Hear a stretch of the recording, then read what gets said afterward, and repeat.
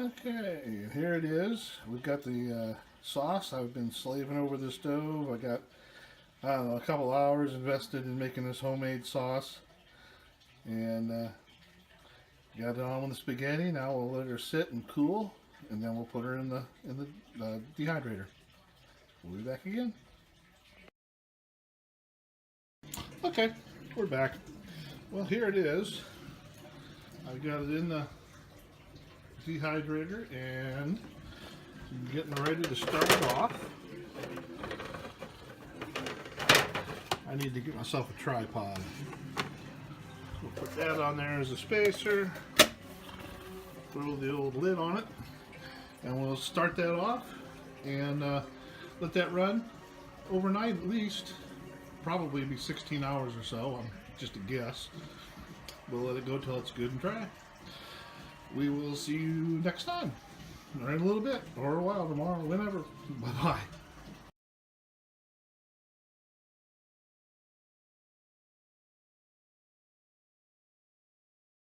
Well, here's my end result.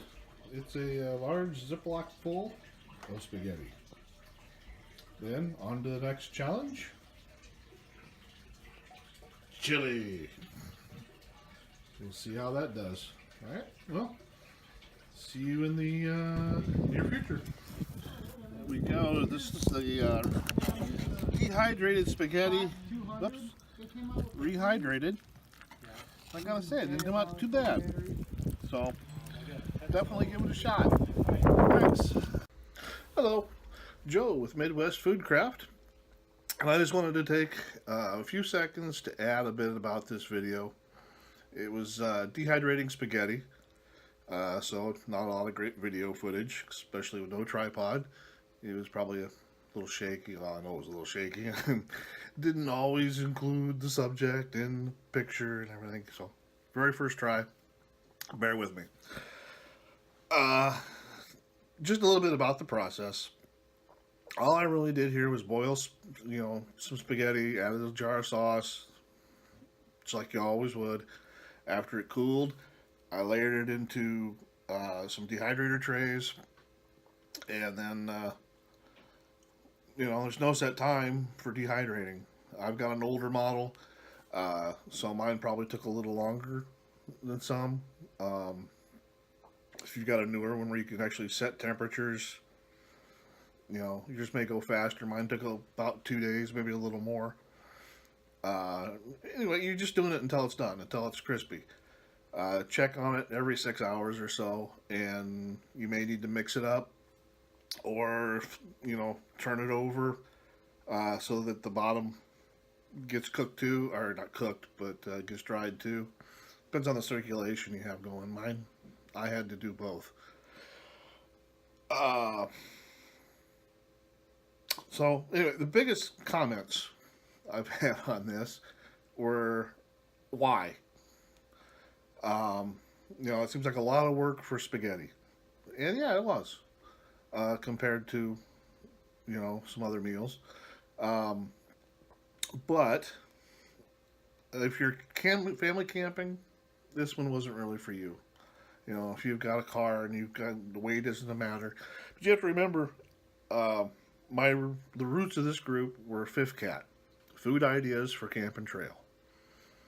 That includes hikers, and some of the things a hiker may not have is a big pot to boil water in, a lot of water to boil, and the fuel to boil it.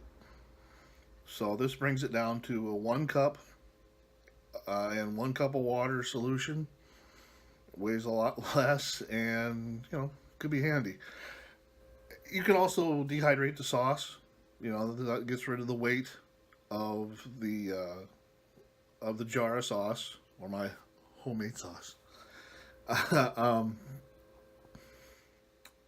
And maybe a noodle like ramen. You can do that too. It's your meal. We're just here for ideas. We're not going to tell you how to do it. Here's something you can try. I'd never done it before. I was curious how it would turn out. And I'm also going to include here, I think, some footage on that chili, which I have not reconstituted as of the time I'm doing this recording. But I think I'm going to do that, reconstitute it tonight, and it dried out well. And we'll reconstitute that and see how it is, and I'll include a little bit of footage of it. Um, so, anyway, if you like the video, I'm surprised. I mean, like and subscribe. And we'll try to bring you more. We've got some stuff planned. I'll be going out once the weather clears up, and try to get some good woods cooking going. So until next time, get out in the woods and always feed your inner outdoorsman.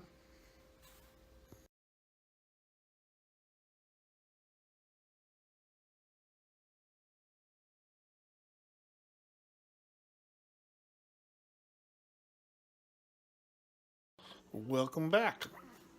Okay, we're gonna try this with chili now. All I got. Whoa. We got a bowl of gravel. And I heated up about a cup or so of water to boiling. And we're just going to combine the two. I don't think I need all the water. I may. You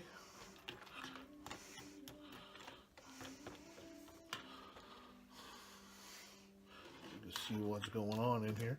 This takes a little while to reconstitute. It takes 5 or 6, 7, 8 minutes. The hotter the water, the better it goes. So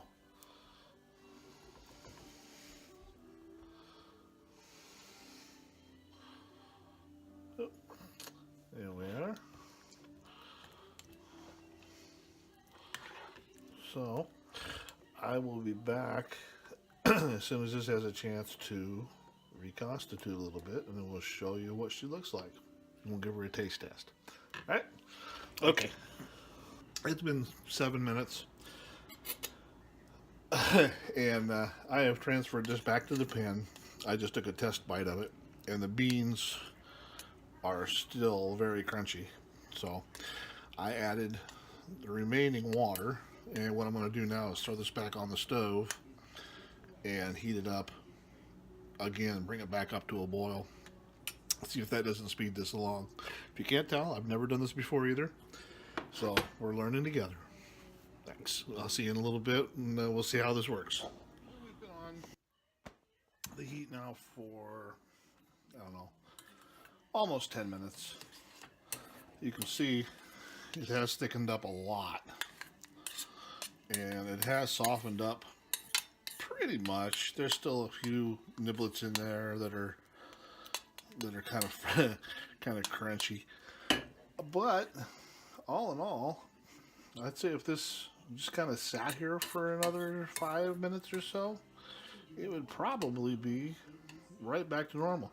Now, mind you, this is a can of like Hormel chili, nothing special, not homemade.